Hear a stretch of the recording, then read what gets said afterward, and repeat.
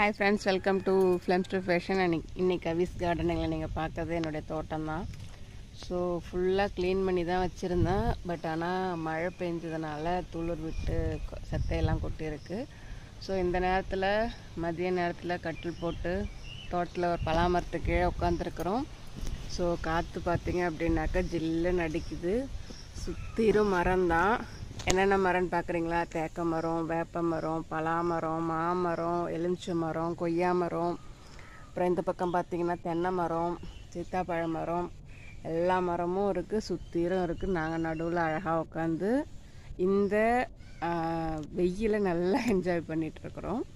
So gardening அப்படின்றது என்னுடைய ஃபேவரேட்னு கூட சொல்ல முடியாது. என்னுடைய அப்படி விடிஞ்சாக்கனா என் கார்டன் முகத்தில் தான் முழிப்பேன். அந்த மாதிரி என் தோட்டத்தை நான் அப்படி பராமரிச்சிட்ருக்கிறேன்.